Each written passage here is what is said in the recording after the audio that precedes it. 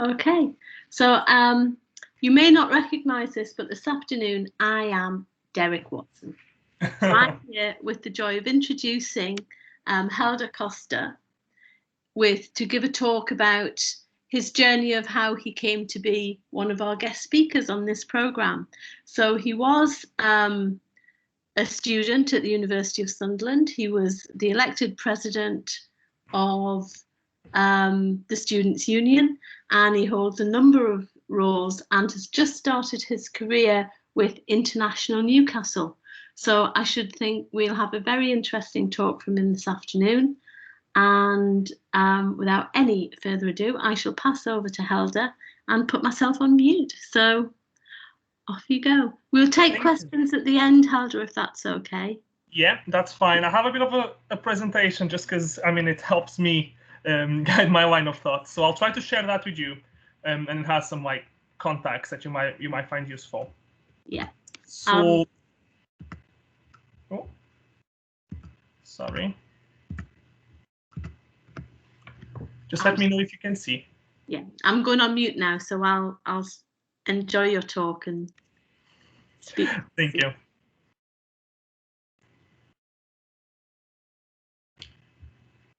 So yeah, thank you very much for inviting me and for having me here.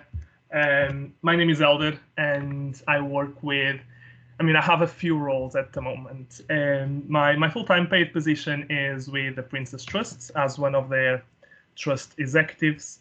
I work with community partnerships, but I'm also a non-executive director at International Newcastle. I'm a youth board member at the Common Room, and I work with the World Economic Forum as a founding curator for the Northeast Global Shapers network. That's a global network of young people from diverse backgrounds that are keen on making a positive or having a positive social change in our communities. Now, I think when I was speaking with Derek, he was really keen for me to kind of present more than just what happened after I graduated, and how you kind of get into boards and how boards can kind of support you achieving what you want. He really wanted me to kind of presenting my background, what happened before, and why I came to the UK, why I've done my degree in Sunderland, and give you that kind of overview. So I don't really come from your traditional university background. I come from a bit of a rough household. So I grew up a lot around, drug dealing, drug addiction, the police knocking at the door.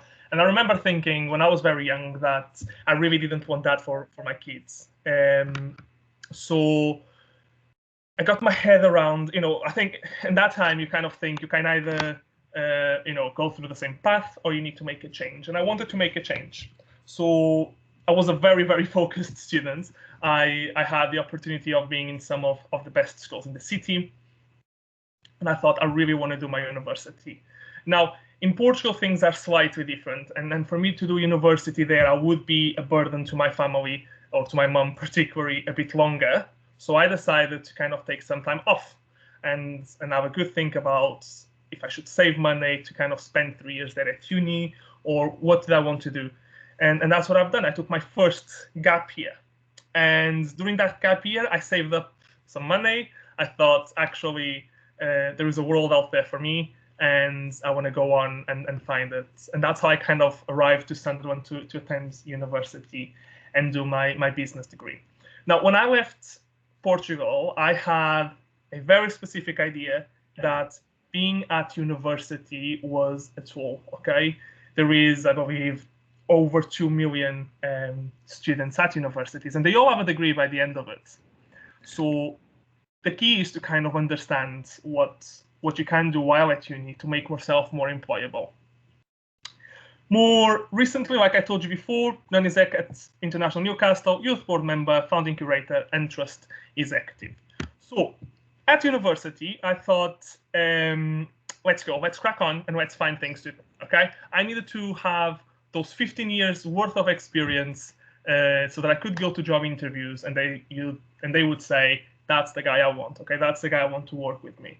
And that's how I started. So my first volunteering experience at Sunderland was being a student buddy. And that was quite a small volunteering role, but I guess it took me out of my comfort zone. It got me into that, into that kind of thought about what else can I do. And if you look at this, you can see me kind of going up the ladder of volunteering. So in my second year of university, I wanted to volunteer outside the HE sector. Okay, so I joined the Autism Society as one of their volunteering admins. So I did some like fundraising admin, and I got that in my background. I've joined Connection One.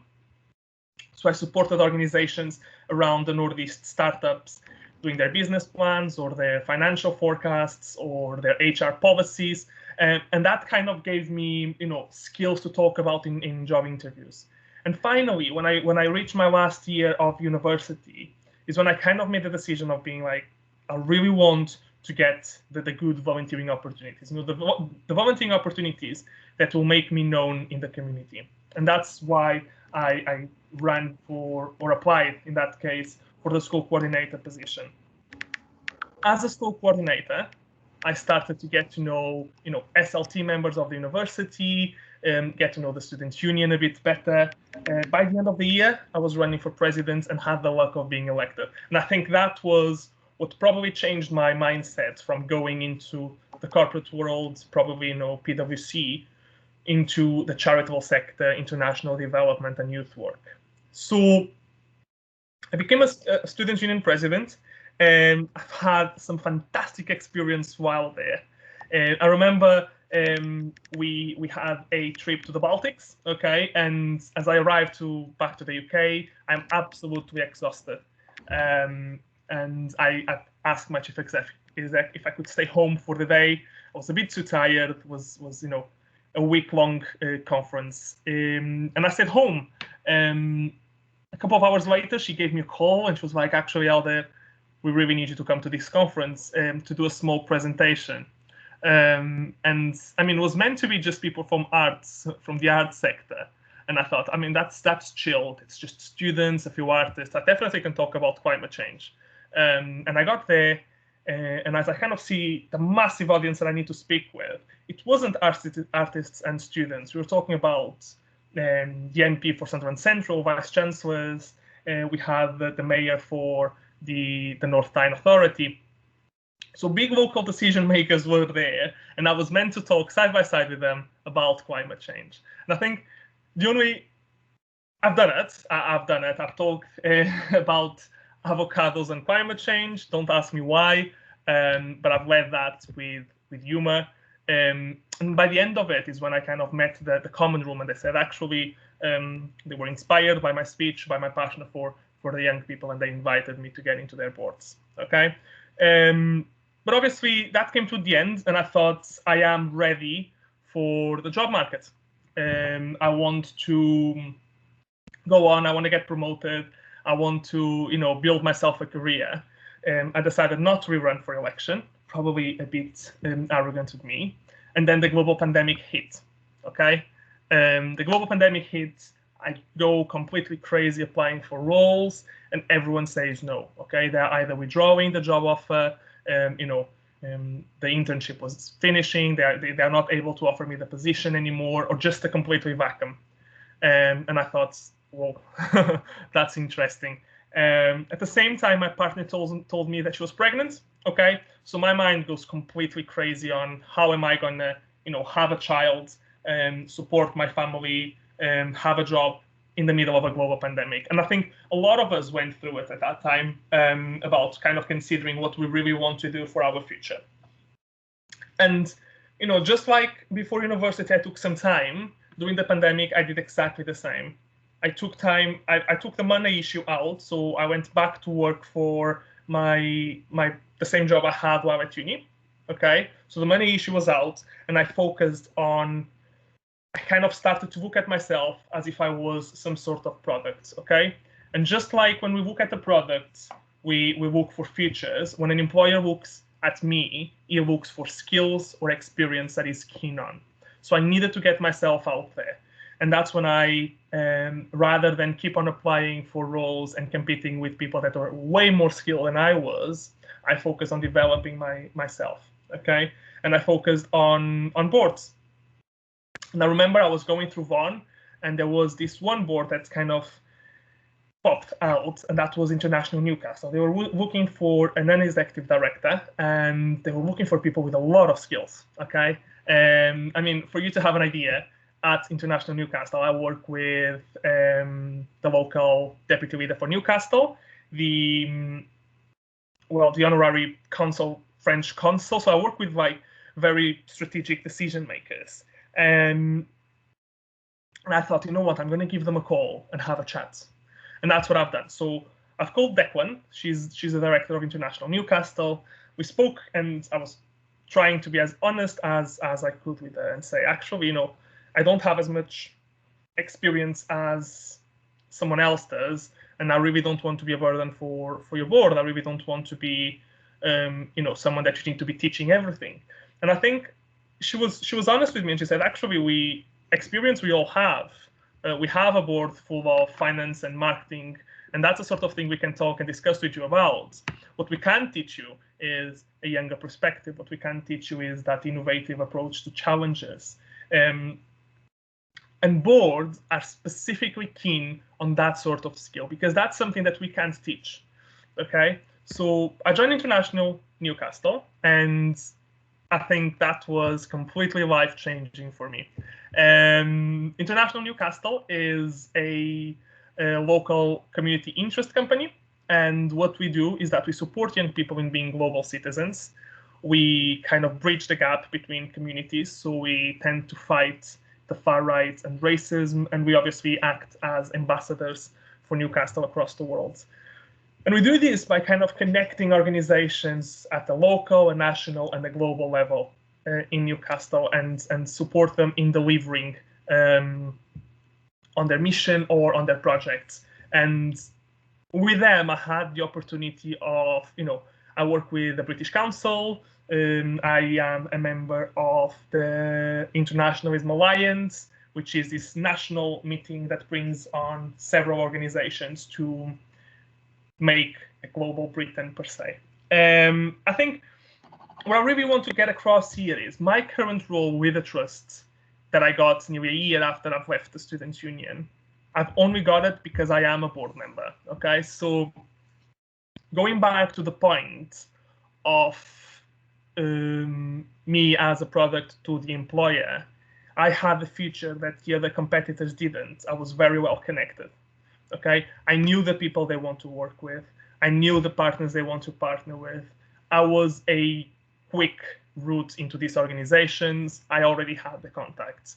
And as long as I could present the experience that I had at university, so as Students' Union President, leading a 1 million organization, presenting to, you know, MPs, mayors, kind of bringing these decision makers and stakeholders, and being able to kind of present to a student and the Vice Chancellor the same project, but in a way that they will be more engaged with, allied to my connections with International Newcastle and the Common Room, which are very big, not very big, but very meaningful organizations within the city, was what kind of triggered the trust in preferring me over the other candidates. And that's really what I want to bring to you today, okay? Is that being a board member can truly increase your career prospects, okay? There are 4 main things, but there are several others around being a member of a board. So being a member of the board is being an non-executive director or a trustee of a CIC or a charity. That means that you are, in essence, the director of an organization. You have a legal responsibility to maintain its financial and legal stability. And in essence, you line manage the chief executive. Okay, so there is nothing above a board of trustees or a board of directors. And so that sort of skill gives you a lot of strategic level. That sort of opportunity gives you a lot of strategic level skills. Okay, so you're going to be used to reading financial reports. You're going to be used to kind of monitoring KPIs on a strategic level. You're going to have, in essence, a crash course of good governance. And that's something that a lot of people take years to. And governance is something that's specifically important won't be important right in the beginning of your career, but for promotion-wise, okay, it's governance that it's important, okay? It's the fact that you can manage budgets, you can understand budgets on a strategic level, which makes it way easier for you to understand the same budget on a delivery or more operational level. Apart from that, you're going to have access to a fantastic network of people. So in International Newcastle, we have obviously the two that I've told you about, but we also have Crocal's chief exec. For example, we have the founder, a good artist, a vocal artist and founder of P2. We work a lot with, Newcastle is a city of sanctuary, so we work a lot with decision makers around refugee and the inclusion of asylum seekers in the community. So that network will be specifically important for when you want to develop your career further. And finally, like I've told you before, it makes you a valuable individual for an organization because you became a key link between your employer and all of these different organizations. And it's quite, it saves them resources, okay? They don't need to establish 3 or 4 meetings before they can do a full-on strategic level partnership. You're already there and you kind of work with both of them. So it's easier for you to kind of bridge that gap and make the organizations work particularly well. And that's particularly important if you are following a charitable sector, a policy-making, politics sort of thing. Charities are specifically important for you to kind of improve your career prospects. Now, there are some tips that I would give you, which is to understand why a board needs you, okay? And if you ever want to apply to a board role, this is exactly what you need to think about. So first of all, you're young or you're from a different background from the members of that board. So one of the things that a young person does on a board is you future-proof decision-making, okay? You are the future, okay? You are the tomorrow leaders, you are the tomorrow service users. So when a board is making a decision, we don't tend to think about it in 2 or 3 months. We tend to think about the implication of that decision in 5, 10, 20 years time. And having you there while making that decision is going to help the charity and the board kind of realizing your line of thought and your worries and your concerns. Diversity is extremely important on a board, okay?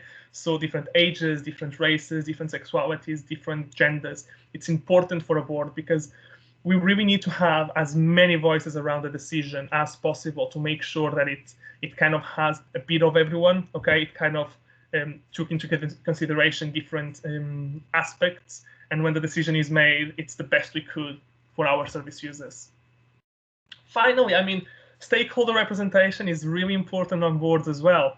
So I always grab the example of food banks, for example, okay? Food banks tend to be owned and managed by a trust.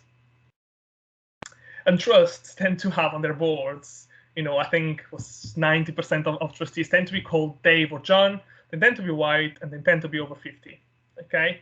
Those are not the service users. They don't understand the service users. Most of them never lived through the same lived experience of our service users. So, for example, in my case, I come from a disadvantaged background. I used to use food banks when I was younger. It's important to have this experience there to kind of be able to tell those decision makers what their service users feel like or what they are thinking about, what their worries are. Same thing around climate change happens. For example, I was on a meeting about climate change, and everyone was thinking about an event around Earth Hour, and we wanted our service users all to kind of turn off their fridge for an hour. What I really wanted to make across is the single mother is going to be especially concerned about turning her fridge for an hour because she's going to lose all that food that was frozen there, and she can't afford to buy all of that again. Okay, that sort of comment or that sort of thought, it's really important on a board to make sure that they can understand their service user a bit better. Finally, innovation and investments. You are the future of that charity, okay? Be it as a service user, be it as a stakeholder. To train you and to support you in becoming your better self is in the best interest of the organization. But also, because you come from a different background, because you're younger, because you see things in a different way, you are specially equipped to make more innovative comments and especially more innovative solutions to challenges that the organization is facing. So I would definitely grab these 4 points and kind of make sure that they are aligned to your cover letter or to whichever application you use. Now, when I was speaking with Derek, we were kind of chatting about what specifically should you be doing right now as a Sunderland University student and what should you be focused on. So some practical tips, okay, for you to get your head around and kind of discuss in the next half an hour with me. One of the things that it's really important for you to get a grasp of is your personal brand, okay, who you are. And in the world of, in a digital world where everything happens online, not to have a good and strong professional brand online, it's definitely a mistake. So the only reason I'm here today is because of my LinkedIn. It's because one day I posted something about International Newcastle, someone saw, and someone remembers me today, okay? And that's really important for you. So make sure you know about your LinkedIn, make sure you are connected with the right people, make sure you have the keywords on your personal profile so that you kind of start popping around in front of these decision makers and the people that will employ you, okay?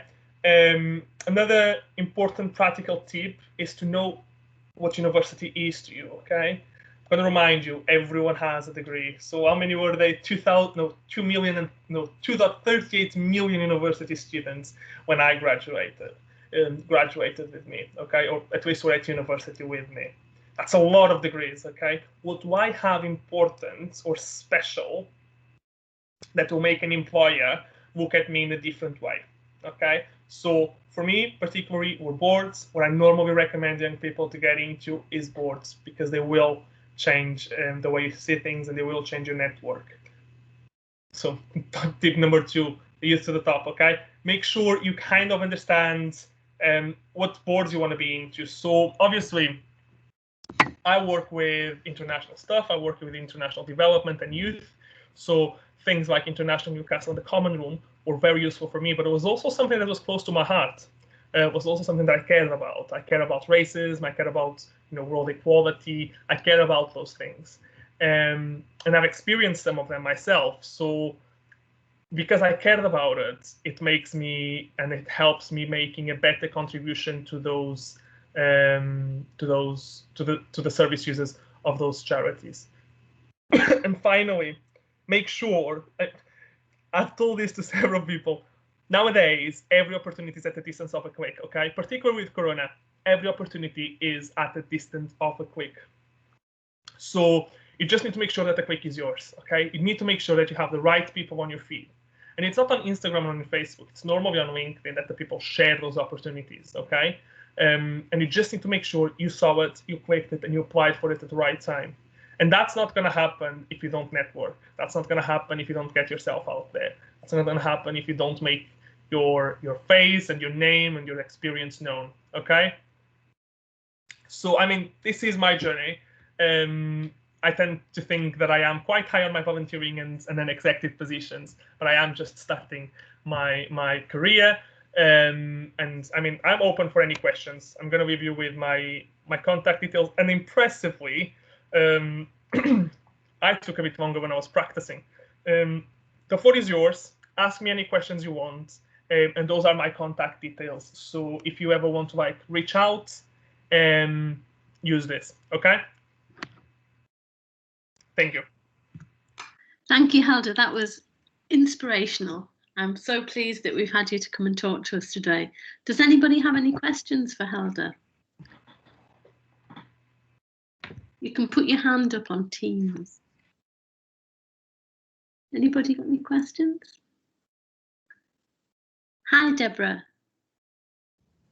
Hi, Hélder. Yes, thank you, first of all, for that. That was really interesting to hear about your journey and the way you've thought about things. There was just a couple of things that I noted. Firstly, I really liked the idea and kind of what you'd said about viewing yourself almost as a product to sell to employers, and how instead of features, employers would look for skills and things like that.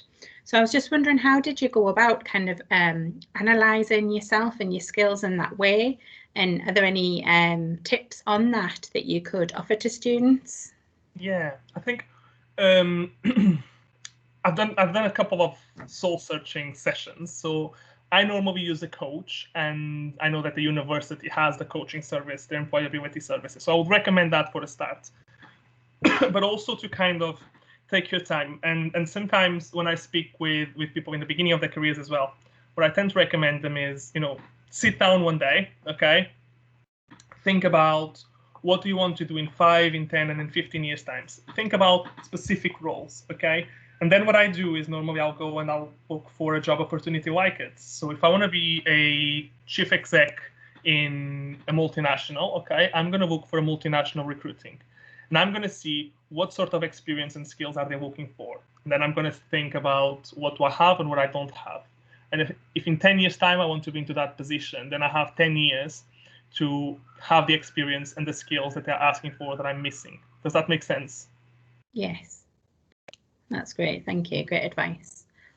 The other thing that I wonder about as well is you talked a little bit about the need for diversity in boards, and I think you're absolutely bang on, like that, that does need to be a much bigger feature going forward. But one thing that kind of struck me is that it might perhaps be a bit intimidating for a young person like yourself, kind of going into that environment, which tends to be a lot of kind of older, very experienced, typically males. So I just wondered, did you find that intimidating at first? It is. And if so, how did you overcome that? I think I wouldn't recommend you ever undersell yourself, okay? You are there, and if you made it that far, it's because there's something special about you. There's something they need. There is the risk of tokenism, okay? And I think you need to be very clear about it. And when you're on the board, there is this term called the Young Trustee, okay? And one of my kind of advices is, if you ever call the Young Trustee, okay, I would just make it clear that you're a trustee, okay? Young is just a feature of it. You have the same responsibility as everyone else, and that means that they should treat you like they treat everyone else around that table. So that's one of the tips. And I think, there isn't such a thing as a stupid question on your honor board. And your area of expertise is, probably the service user or probably this younger generation and their concerns, while someone else has an area of expertise of marketing. And you won't be the only person asking questions around marketing to that person, okay? And if someone has, for example, the most daunting thing for me is financial reports, okay? It makes no sense whatsoever. And I definitely take some time beforehand. So if I get the papers and, for example, the chair of the financial committee is available, I will try to have a catch up with that trustee or that non-exec to kind of go through the papers and kind of, make your own thoughts, but also have that support in reading them. Does that make sense, Deborah? Yes, that's great. So yeah, I would recommend reach out for help to the other trustees or to the other board members, okay? But also make yourself or build yourself up to be able to say, actually, I am a trustee like everyone else. I might not be an expert in finance, but I have an input to give to this board, and I believe in it. Thank you. Do we have any other questions? You're very quiet. I have a question. Of the roles that you're carrying out at the moment, which would you say is the most challenging? Ooh, let me think. I think, oh, that's a good question. Definitely the Princess, no. I'll go for the Princess Trust, okay? I'm a trust executive, and obviously I am in the beginning of the corporate ladder per se, and my role is to kind of support young people and bring on the other community organizations into different projects that we kind of run. And I think the challenge isn't particularly about doing the job. What I feel that it's more challenging is that I know that what I'm doing is having, a consequence to the life of someone. Okay, it can be good, it can be bad. I mean, that session they had with me, or that conversation they had with me, can be the conversation that makes them think that they can't do the job or they can't apply for that role, or the conversation that makes them feel that they are amazing and they'll get it. And the challenge is just that, to make sure that everyone who comes through me and everyone who I am able to support leaves the room feeling that they are empowered and they can do whatever they want. Lovely. We have a question from Yasser. Hello, Hélder. Hi. I remember I have seen you in my first master here in Sunderland, and you were like the president of Wellbeing. And like first, I would like to congratulate you like for all these accomplishments. Thank you. We would like also to be in your position and like to follow the same path, but like each one in his speciality. And like, of course, your situation reflects also like our positions, and you are not so far. So probably you must understand our situation probably more than anyone else. And like me as an international student, I have a LinkedIn profile, but like when I was in Morocco, most of my contacts like they speak French and they are from Morocco. And here like I'm one like I would love to apply your advices, but in the same time like I don't know if I should keep that old LinkedIn or should I create a new one. And like what do you advise me as a beginning? How should I like manage my contacts, and what should I target? Like Yeah, I think there is a feature on LinkedIn that allows you to have two profiles in two languages. So that's one of your options. And I think because you don't know tomorrow, you don't know what's going to happen tomorrow, I wouldn't waste the connections you already have in Morocco's. Whatever you're doing here can be applied there. So whichever experience you have here can be applied there. I tend to translate my experiences, not necessarily to Portuguese, but to the Portuguese mentality. So obviously, for example, being a student union president in Portugal is not seen as an accomplishment. It's seen just as a normal thing you do because you don't have as much responsibility as you do here. However, if I change the title from president of a student union to executive director, because that's what I was a director and I was executive, it's seen in Portugal as the same thing that you see here as the president. Does that make sense? Because you are from Morocco's originally, you see that the mentality of Morocco is way better than any international student does. So don't undersell it. You know how people in Morocco think. You'll just translate the experiences and opportunities from the UK to the Morocco's mentality. Okay. I think there is some things to work on. Thank you. Do we have any other questions for Hélder? No. We do. Syed. Yeah, hello, Hélder. Yeah, nice to listen about your experiences and all that. And there's one phrase which has caught in my mind is like, we all are like products and everybody deals a new entrant into job market as a product. So how would you recommend us to sell ourselves in 10 seconds, because we are products? I mean, that's an elevator pitch, isn't it? I mean, I don't know your experiences or what you love or you don't love to do. So it's really hard to, but I think if you want to sell yourself, get to know yourself. So do that kind of a bit of introspection on what is it that you're good at. And being good at it, it doesn't mean that you were paid to do it at some time. Most of my experiences are from a volunteering background. Just the fact that I've done it. So for example, let me think, stakeholder relationship management. It's something that I've done as a non-executive director, okay? And it's this very like buzzword sort of thing, but in the head of an employer, it makes sense. So if you're working particularly on the partnership team, so what I'm doing now at the trust, the fact that I can manage those relationships matters. And I only got that from a volunteering background. I don't know if I'm answering the question or not. You asked me how to sell yourself in 10 seconds. Well, who's the buyer? That's the first question. Who's the buyer? Okay, what does the buyer want from you? It's an employer, I'm assuming. Yeah, it's an employer. Yeah, definitely. Then the question is, why should the employer have you? Okay. Why should the employer have you? What do you have that, you know, the other 40 people in this room don't have? That's what we need to think about. Okay. Yeah.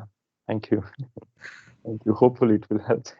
Hopefully, I mean, I'm always available to answer. So you have my LinkedIn. Drop me a message and I'll be able to help a bit better. Sure. But it's about getting to know your buyer. It's marketing. Okay. Thank you very much. Yeah. I think you can add to that it's also about getting to know yourself and presenting yourself with a degree of authenticity. And authenticity brings a lot of positive response towards whatever you are as a brand. So have we got any other questions? Yes. Elena. Hi, Hélder. It was a really nice presentation, loads of good tips. And I just wanted to ask you, because obviously you have said volunteering is key. How do you manage your time? Because it must not be very easy to be a student full time. I don't know if you also had some sort of part-time job to keep you going and also volunteering. So do you have any tips on how to manage your time better? Yeah, you're right. It is a bit overwhelming sometimes. I think be honest with yourself about how much can you do and how much can you give, okay? And be honest with the people you're volunteering with. There is an expectation sometimes, and it's quite easy when you're passionate about things to get carried away and to kind of mismanage the rest of your responsibilities. So what I normally do is I have this way of working in my head that there is the essential things that I really need to deliver on. For example, my assignments. Okay, so I would first focus on, I came to the UK to do a degree, so I need to get this degree done. That's the top of the priority. Okay, everything else is relative to it. After that, I needed to pay for my bills, and I needed to feed myself. So work was very important as well, and the rest was to volunteer or to socialize a bit. Obviously, there were moments that I could volunteer. Summertime, I could volunteer. During, before the assessment period, I could volunteer. Probably during my assessments, I needed to put a bit of a pause on everything. And I used to tend to take holiday from work during that more intense week of exams or that more intense week of assessment. So there's nothing worse than, going the morning for an exam and then going to work in a restaurant another 5 or 10 hours. So yeah, give yourself a break and breathe. You have it. You can do it. Thank you. Good answer. Any more questions?